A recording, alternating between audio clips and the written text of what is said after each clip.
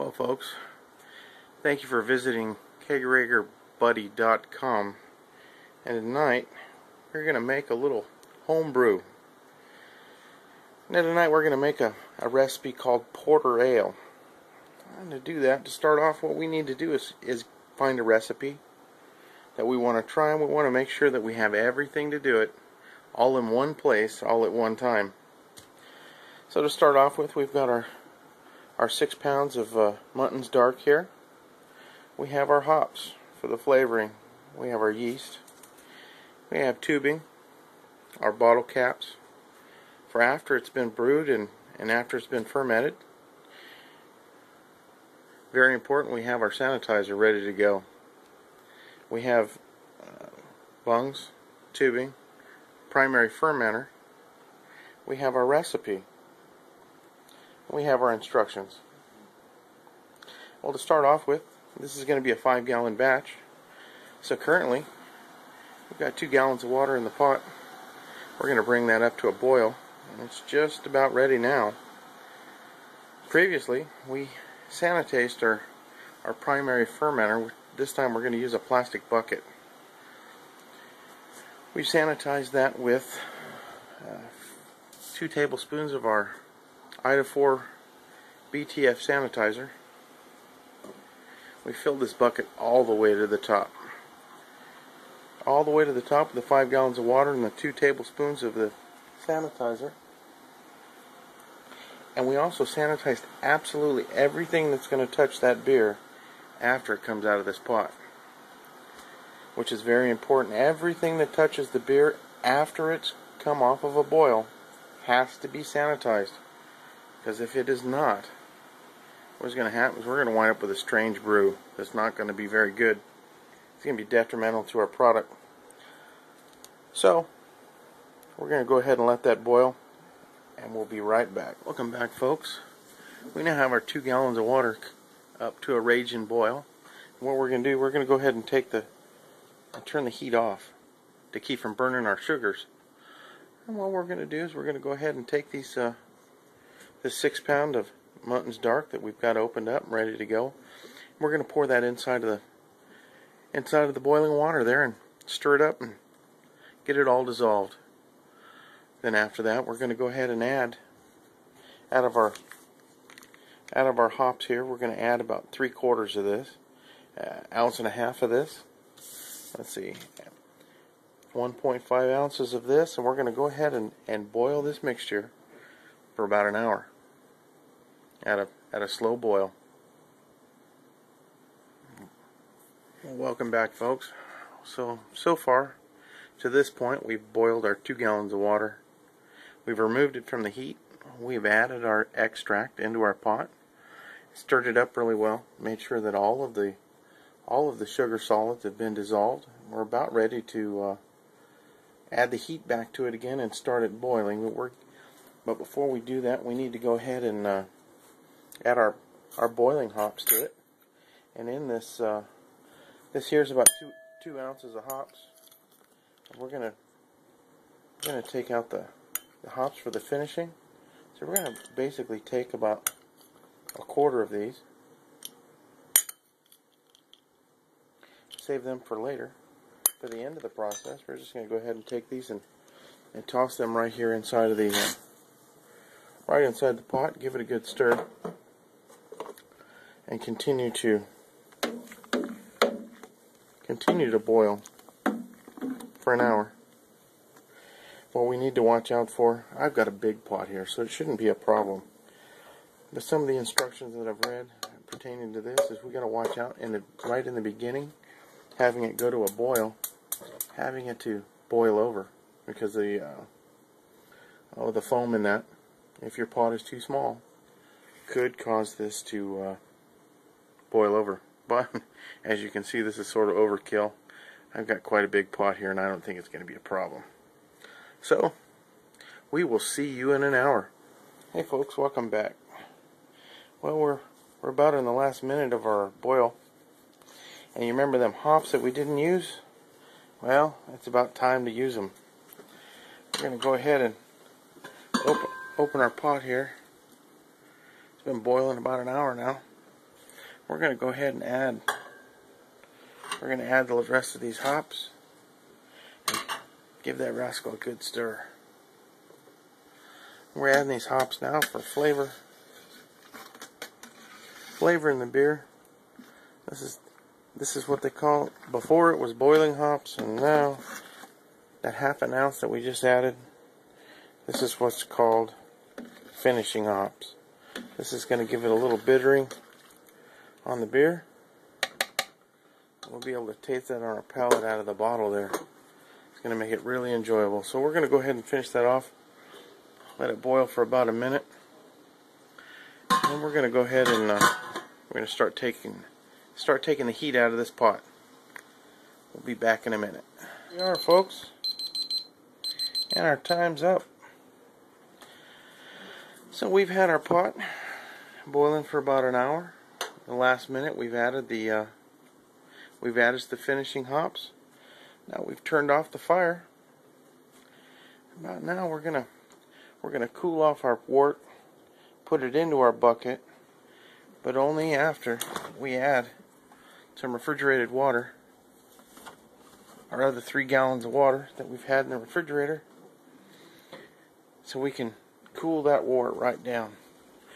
We're going to go ahead and we've had this water in the refrigerator overnight, so it will actually take that boiling liquid down in temperature quite a bit to keep from melting the plastic of the bucket and get the temperature of our wort down to where we can pitch the yeast. So before we do that, I'm going to go ahead and put this pot in the sink and pour some water around that rascal and blow a bunch of heat off it. And we'll be right back. There we go, folks. What I'm doing now is I've got the wort in the pot there. We're trying to cool it off, got it in the sink, and I'm pouring cold water around it, trying to pull some of the heat off of it. Over here in our primary fermenter rather, I've got a couple of gallons of that ice cold water in there, ready for this wort when we get the temperature down. Now, as we were talking about earlier about the sanitation aspect of it, right now this beer is very susceptible to any airborne bacteria or anything. So the quicker that we can get it from in this pot into this fermenter underneath the airlock, the better off we're going to be. We're going to come up with a better product. Now the airlock that I'm speaking of, this one here is a 3-piece airlock. And what this does is this allows the CO2 to get out of the fermenter, let the CO2 out, and keep everything out also. Keep all the bad stuff out, and let the CO2 escape. So anyway, we're going to continue on getting rid of this heat, and we'll be back just as soon as we get it back in the fermenter. Well, folks, now we've done it. Welcome back. Well, we've got our finished, almost finished product in the bucket here. Cooled off, topped up. We've got 5 gallons of mixture in here. Next, we're going to go ahead and put the lid on it.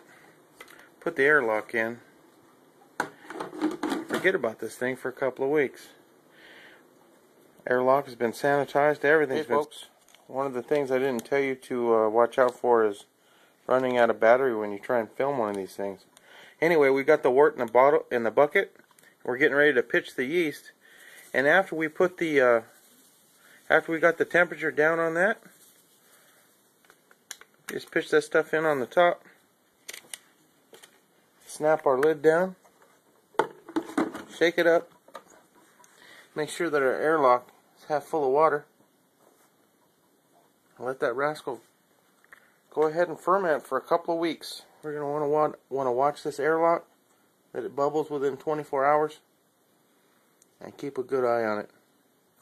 We want to make sure before we pitch the yeast that this wort is not super hot, but being that we put it in with that refrigerated water and cooling it off in the sink, it cooled it off quite nicely. Anyway, that is how we brewed our porter ale. I'll be getting back to you when we get ready to bottle this. Thanks again for visiting kegerators.com. Okay, folks, thanks again for visiting kegerators.com. And today is brewing day. It's been 14 days since we've cooked up our batch of beer. It's been in the fermenter here with the airlock on it, and today is time to get it into the bottles here. So to get started, I've got a bottle here, a 5-gallon bottle from Walmart, and I'm mixing up my sanitizing solution to sanitize all these bottles in preparation for brewing. What we're using here is the Ida4 sanitizer, available at a brew house. Following the instructions, I used about a tablespoon and a half of the iodine solution for this 5-gallon bottle. So we're going to go ahead and continue on filling up this bottle, because I know I need 5 gallons of solution to sanitize all these bottles for my 5-gallon batch of beer. So we're going to go ahead and get this started, or get it finished rather, and we'll be right back. Alright, we're back, folks. I failed to mention earlier that we were doing some sanitizing. We filled up our bottle with sanitizer for our wort rather.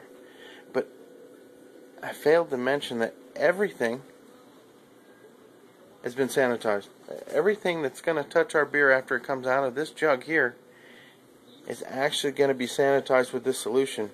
Our funnels and our spoons and all of our tubing.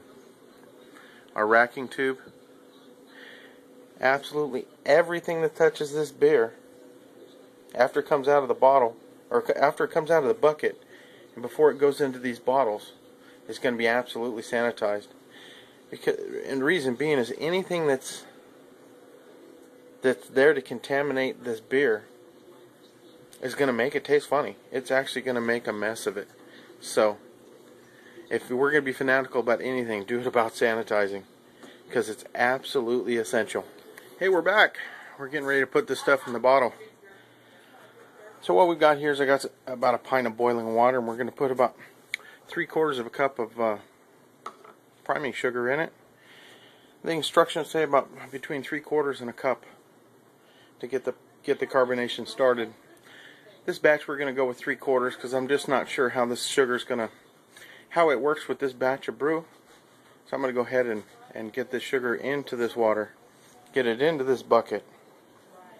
Then I'm going to take my wort, add it to the bucket, and then I'm going to get the beer into all these bottles. We'll be back. Well, welcome back. Thank you for visiting again. This is KegaratorsBuddy.com, and this is how we bottle the beer.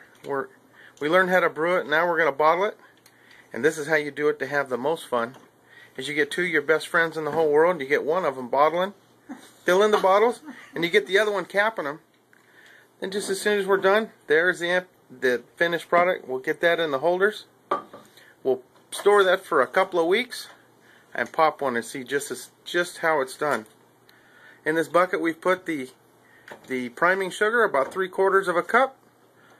We've got our filling tube here. Everything's been sanitized, and there it is. The end product, right into the 6-pack container. Well, folks, give it a shot. You'll enjoy it. I'm sure you will. And we'll see you again later at www.KegaratorsBuddy.com.